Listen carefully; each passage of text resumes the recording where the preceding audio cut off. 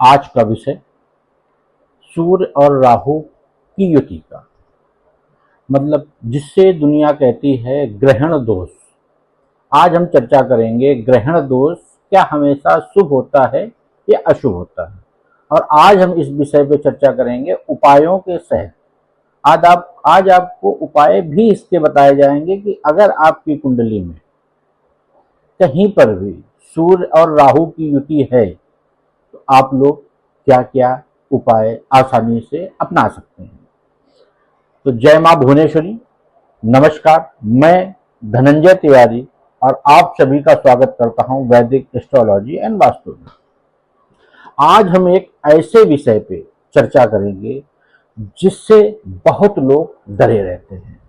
ग्रहण दोष एक ऐसा दोष होता है जिससे बहुत सारे लोग डरे रहते हैं और इसका सही निष्कर्ष भी लोग नहीं निकाल पाते कि इसमें सामान्य रूप से क्या किया जाए, सामान्य रूप से इसके क्या क्या उपाय होंगे, इसके बारे में भी लोग नहीं जानते हैं।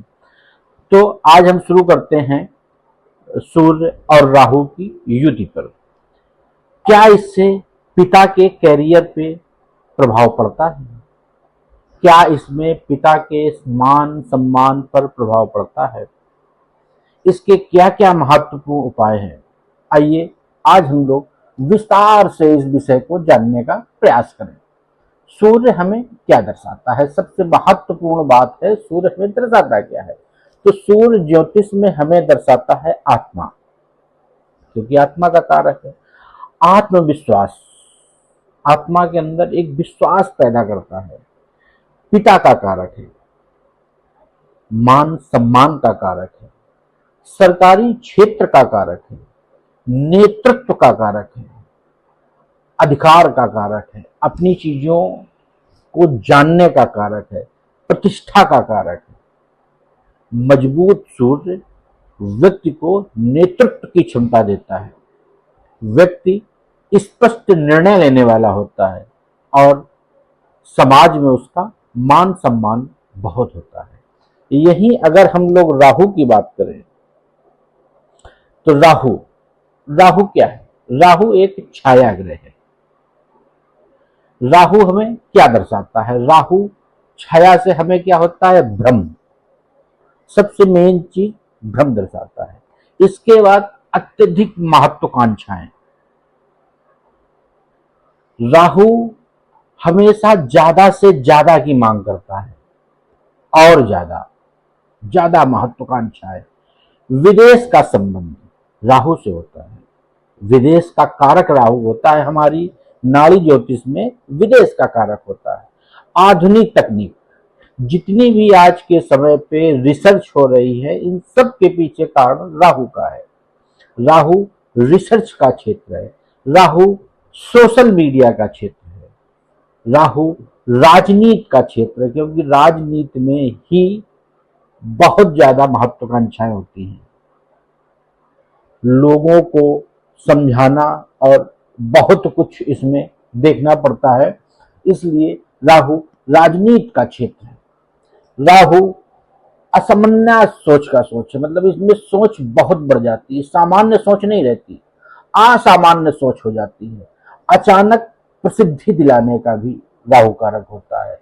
किसी के साथ कोई भी घटना अगर अचानक घटती है, अच्छी घटे या बुरी घटे, इसके पीछे कारण सिर्फ और सिर्फ राहु होता है।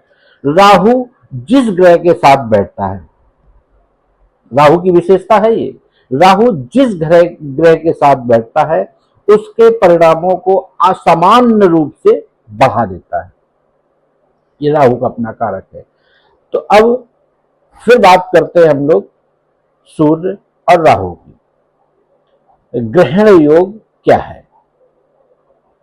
ये हमारे जीवन में कैसे कैसे परिणाम लेकर आता है और हमें इससे क्या क्या बचाव रखने चाहिए। जब सूर्य और राहु एक ही राशि पर होते हैं, बात समझिएगा, जब सूर्य और राहु किसी भी एक ही राशि पर होते हैं या कहीं पर भी डिग्री से, जो इनके ऊपर राशियों के ऊपर ग्रहों की डिग्री लिखी होती है, डिग्री से इनकी डिग्री सामान्य होती है तो भी हम बीएनएन में इसे एक तरीके का संबंध ही मानते हैं। जिसके साथ भी इसकी डिग्री मैच कर रही होगी उसके साथ हम इसका संबंध मान लेते हैं।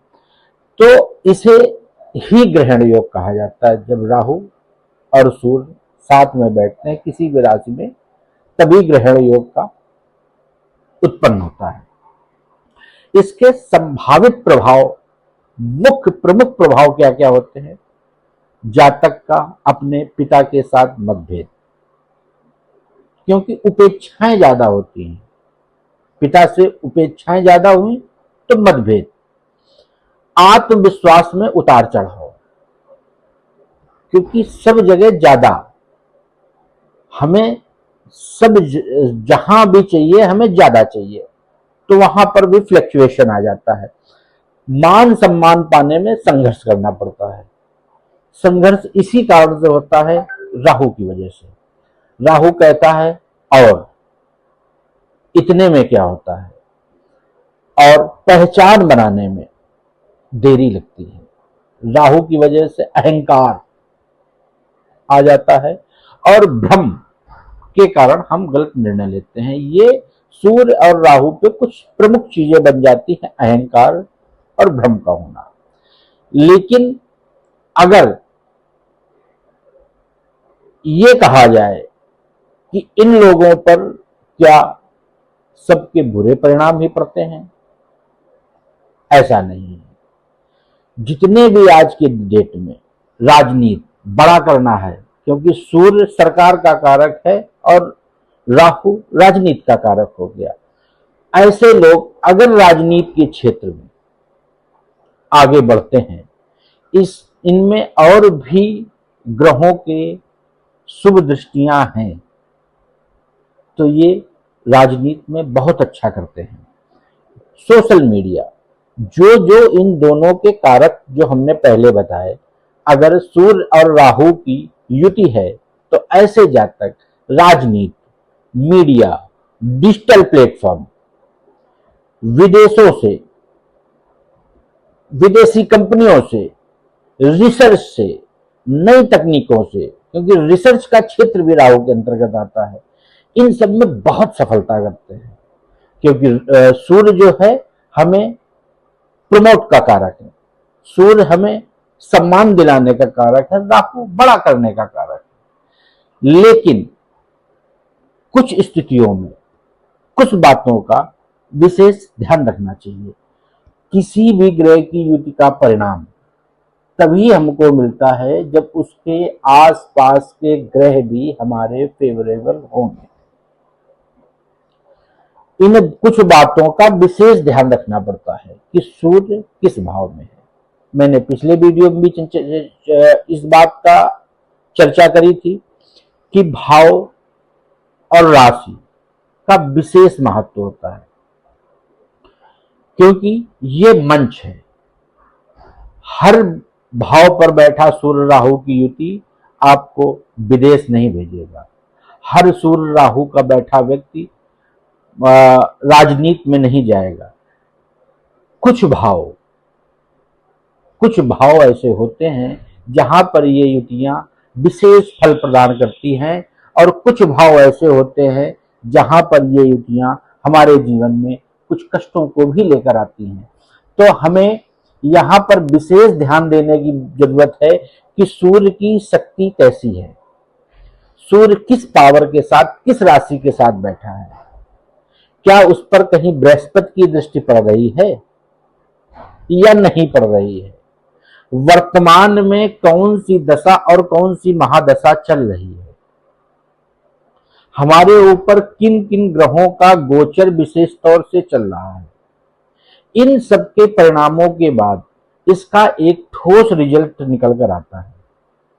अगर किसी के भी जीवन में, जिनके भी सूर्य राहु की युति हो, उनको मान सम्मान में उतार चढ़ाव आ रहा हो, उनके अंदर भ्रम जैसी चीजें उत्पन्न हो रही हों, उनका अगर पिता से दूरियां बढ़ रही हैं, ऐसे लोगों को कुछ छोटे छोटे उपाय करने चाहिए। जीवन में आनंदित प्रभाव आते हैं।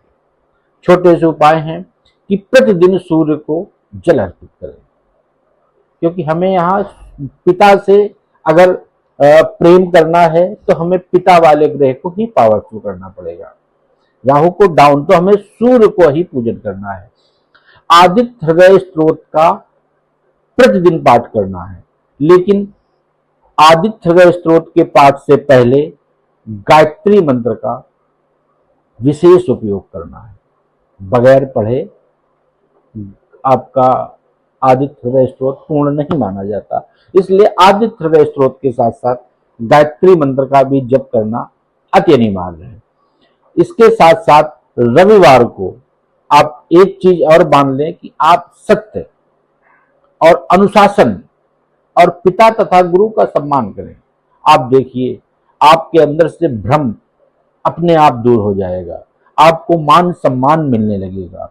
जिनकी भी सूर्य और राहु की युति है, उन लोगों को, राहु को, अगर अब उन्हें राहु बलवान है, सूर्य और राहु की युति में अगर राहु बलवान है, तब राहु के लिए क्या उपाय करने हैं? राहु के लिए धैर्य रखना है, छल कपट से बचना है। न कर, जब आप करेंगे नहीं तो आपके साथ होगा नहीं, और झूठ का प्रयोग ना करें। जरूरतमंद लोगों की सेवा अवश्य करें, और अपनी क्षमता के अनुसार जो भी आपकी क्षमता हो उनकी मदद दान पुण्य अवश्य करें। और मानसिक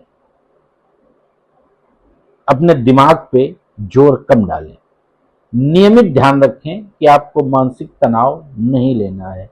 राहु तनाव देने आता है, और आपने तनाव लिया तो और अपने बृहद रूप में आ जाता है। राहु जिस भाव में बैठा होता है उसके अनुसार ही आपको जीवन में भ्रम देता है, और जब आप उस भ्रम का पालन करने लगते हैं तो राहु को पावर मिलने लगती है। तो आपको करना क्या है कि अपने दिमाग से भ्रम को दूर रखना है। और अगर आपको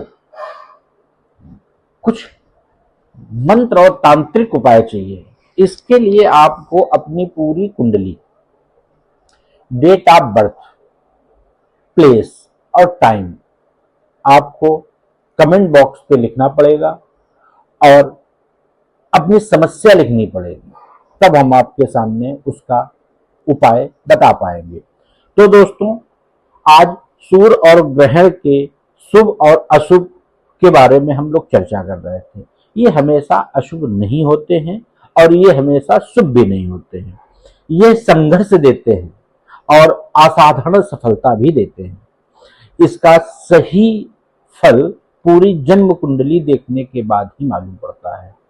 अगर आपको ये वीडियो उपयोगी लगा हो तो आप लोग लाइक करें, शेयर करें, और वास्तु एस्ट्रोलॉजी एंड वैदिक एस्ट्रोलॉजी एंड वास्तु के चैनल को फॉलो और सब्सक्राइब करें। साथ में ये अवश्य ध्यान रखें कि अगर आपको कोई भी सवाल पूछना है तो आप कमेंट बॉक्स में अपनी जन्म तिथि, समय और जन्म स्थान अवश्य लिखें, अपना सवाल अवश्य लिखें। यदि वीडियो आपको उपयोगी लगा है तो एक बार फिर मैं कह रहा हूं कि आप लाइक, शेयर और सब्सक्राइब करना ना भूलें। जय माता भुवनेश्वरी।